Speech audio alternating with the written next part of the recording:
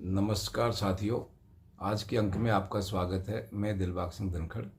आज हम चर्चा करेंगे आम आदमी पार्टी कन्वीनर दिल्ली के सीएम केजरीवाल जी की गिरफ्तारी पर। जैसे कि आपको याद होगा कि मैंने जो पिछली वीडियो बनाई थी उसमें इनकी गिरफ्तारी का बहुत जल्दी होने का एक अंदेशा मैंने व्यक्त किया था। तो ये बात बिल्कुल अब सत्य साबित हो गई है, क्योंकि किसी भी कोर्ट ने केजरीवाल जी को गिरफ्तारी से कोई राहत नहीं दी थी। ईडी के किसी भी काम में हाई कोर्ट ने कभी कोई व्यवधान नहीं डाला था और ना ही उस पर कोई ऑब्जेक्शन लगाया था। हाँ, केवल एक ईडी के मामले में जो केजरीवाल जी बार बार समन की अवहेलना कर रहे थे, उसमें उनको एक राहत दी थी, एक बेल दे दी थी, लेकिन वो केस भी उन्होंने कोर्ट ने ख़त्म नहीं किया था। लेकिन जैसे ही आपको मैंने पिछली वीडियो में बताया था कि के कविता के गिरफ्तार होने से ईडी को एक बहुत ही अहम सबूत, अहम गवाह मिल गए कि 100 करोड़ रुपए की जो ट्रांजैक्शन थी उसका भी ट्रेल का उनको पता चल गया।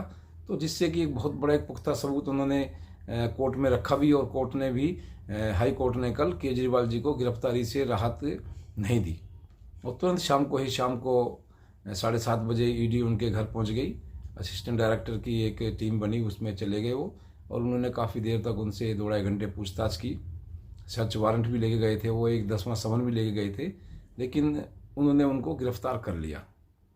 तो ये घटनाक्रम तो मीडिया में काफ़ी दिन से चल रहा था, लेकिन अब ये जा कर के इस पर एक तरह से ये पिक्चर का डी एंड हुआ है कि गिरफ्तार को जो हुए केजरीवाल जी, ये काफ़ी जो ईडी की कशमकश चल रही थी वो अब लगभग ख़त्म हो गई है। लेकिन अब मुझे लगता है कशमकश चलेगी आम आदमी पार्टी के अंदर। जैसे ही अब आपने कल देखा होगा मीडिया में भी, आतिशी मारलेन ने बोला है कि मुख्यमंत्री जेल से ही सरकार चलाएंगे। उनको ये क्यों कहना पड़ा? इसके पीछे एक बहुत बड़ी राजनीति है।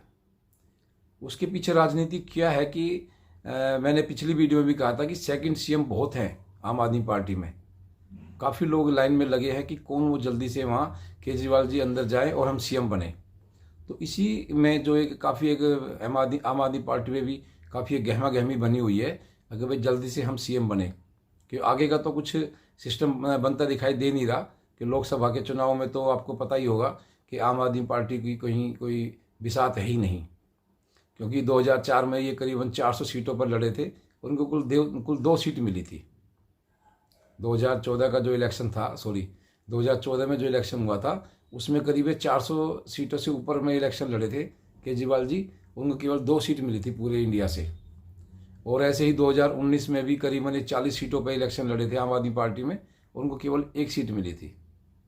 तो अब ये 2019 में हालांकि ने काफ़ी इन्होंने गठबंधन किया है, कई जैसे कांग्रेस से कई जगह गठबंधन किया है, तो इनको लगता है कि कुछ शायद अब इस बार 2-4 सीटें इनकी बढ़ जाए, लेकिन संभावना कमी दिखाई देती है, क्योंकि अब जनता ये समझ चुकी है, जान चुकी है कि एक स्थिर और मजबूत सरकार ही देश को सही ढंग से चला सकती है। अब पिछले 10 साल में जो जनता ने मजबूत सरकार दी है, उसका एक रिजल्ट इतना अच्छा निकला है कि देश में चारों तरफ विकास बहुत तेज़ी से बढ़ रहा है। देश में चारों तरफ शांति भी है, कहीं कोई आतंकवादी हमला नहीं, और हमारी सेना भी काफ़ी मजबूती से हमारे बॉर्डर की जो सुरक्षा कर रही है। हाँ, तो हम बात कर रहे थे अरविंद केजरीवाल जी की जो आम आदमी पार्टी है। हालांकि इसको आम आदमी पार्टी को नाम इनको बदल देना चाहिए।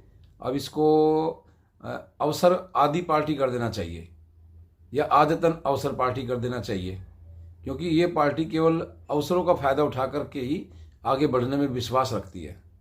अब जैसे शुरू में अन्ना जी के आंदोलन को इन्होंने एक अवसर बनाया और अपनी पार्टी बनाई और आगे निकल गए, और केजरीवाल जी ने काफ़ी जो इनके साथी थे उनको भी इन्होंने अवसर के हिसाब से इस्तेमाल किया और वो आगे निकल गए, उन अपने साथियों को निकाल दिया। इसी तरह अब मुझे लगता है कि जो इनकी जो नई प्योद है, नई जनरेशन, नई पीढ़ी जो आम आदमी पार्टी की उभरने की कोशिश कर रही है, वो भी इस अवसर का फ़ायदा जरूर उठाएंगे और कोई ना कोई अब सीएम बन के जरूर बैठेंगे। और आप देखना कि आगे जल्द ही कुछ इसमें नया कुछ अपडेट देखने को मिलेगा आपको, क्योंकि आम आदमी पार्टी में इस टाइम एक ऐसी हलचल मची हुई है कि उनको लगता है कि अरविंद केजरीवाल जी अब जल्दी से बाहर नहीं आएंगे। उनको पता है, क्योंकि बहुत गंभीर मुद्दे हैं, कई मुकदमे हैं उन पर। शीश महल का भी है, अब जल बोर्ड का भी घोटाला, तो कह रहे हैं कि दारू के जो स्कैम घोटाले, लिक्वर स्कैम का जो घोटाला है, उससे भी बड़ा घोटाला है जल बोर्ड का। तो अगर ये जल बोर्ड का घोटाला भी जल्दी ही ईडी अब इसको भी सामने लाने की कोशिश करेगी, तो इसमें लगता है कि शायद केजरीवाल जी का बाहर आना और इनके जो सीनियर नेता है जैसे सिसोदिया है या संजय सिंह है, इनका शायद अब बाहर आना लगभग मुश्किल हो जाएगा। क्योंकि अब ईडी की जो इंक्वायरी है वो जल्द ही पूरा करने की कोशिश करेंगे।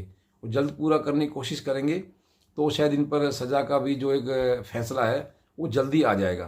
तो जिससे लगता है कि इनकी हो सकता है आने वाले समय में आप देखेंगे कि इनकी सदस्यता भी ख़त्म हो सकती है और आगे कुछ ये 5 साल 6 साल के लिए चुनाव लड़ने के लिए भी इन पर पाबंदी लग सकती है। क्योंकि जैसे इन पर कोई फैसला आएगा इसका करप्शन का, एंटी मनी लॉन्ड्रिंग का, तो ये ज़रूर इन पर कोई ना कोई ऐसी पाबंदी लगेगी जिससे कि आगे इलेक्शन नहीं लड़ पाएंगे। तो इसी की जो एक मौके का फ़ायदा उठा करके इनके जो जूनियर नेता हैं वो पूरी कोशिश में लगे हुए हैं। अब देखते हैं आगे क्या इसमें घटनाक्रम में कुछ बदलाव होता है। लेकिन मुझे तो लगता है कि केजरीवाल जी के जेल जाने से अब जो इनके जो लोकसभा में जो कैंडिडेट हैं, जो इलेक्शन लड़ने की कोशिश कर रहे हैं, उन्होंने काफ़ी मेहनत भी कर रहे हैं बेचारे, लेकिन मुझे लगता है कि उनकी एक तरह से पैरों के तले से ज़मीन ही खिसक गई है। और आपने मीडिया में भी देखा होगी, जितनी भी इंडियन अलायंस गठबंधन के जितने भी दल हैं वो सारे के सारे बीजेपी के खिलाफ हो गए हैं और आम आदमी पार्टी के केजरीवाल जी के समर्थन में उतर आए हैं। अब इनमें कौन है, आप देखेंगे कि जितने भी ये नेता बोल रहे हैं सारे करप्शन में नाक तक दबे हुए हैं, बिल्कुल नाक गले तक इनका जो करप्शन में घोटाले में डूबे हुए हैं, वही आज केजरीवाल जी को बचाने के लिए उनका हाथ खींचने की कोशिश कर रहे हैं। लेकिन केजरीवाल जी घोटाले के दलदल में इतना धंस चुके हैं कि उनका निकलना अब मुझे नहीं लगता कि बहुत ही मुश्किल है।